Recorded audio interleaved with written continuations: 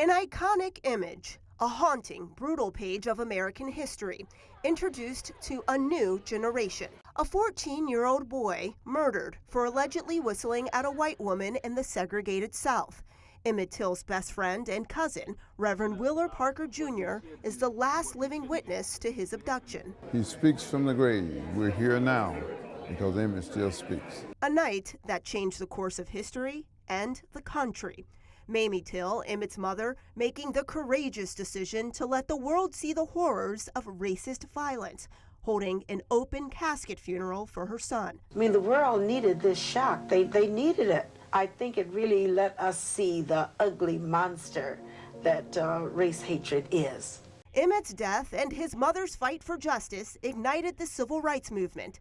Nearly 70 years later, their story is now the focus of a traveling exhibit stopping in select cities, including Washington, D.C. I hope people walk away and understand that he was a real child, not just a chapter in a history book. In 1955, an all-white jury acquitted two men, J.W. Millam and Roy Bryant, of murder. Organizers say this emotional exhibit is designed for visitors as young as 10 years old and features interactive screens, first-hand accounts, and historic photos from the trial. The exhibit also includes this memorial sign. It was put up in 2018 and is one of 3 signs that was vandalized. Here, you can see the bullet holes. It is an aha moment. It is a way to say, hey, it's still happening today, and we've got to somehow break that cycle. What can communities do to do better? Face the truth. Have the hard conversations. While at the same time, some states are restricting how social issues are taught in the classroom.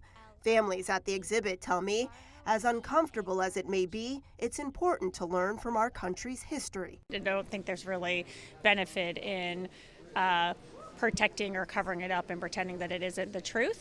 I think it's just sad, but it's important. Parker hopes sharing Emmett's story encourages a new wave of activism. I hope they can see how much progress we made, how far we've come, how much work we have to do.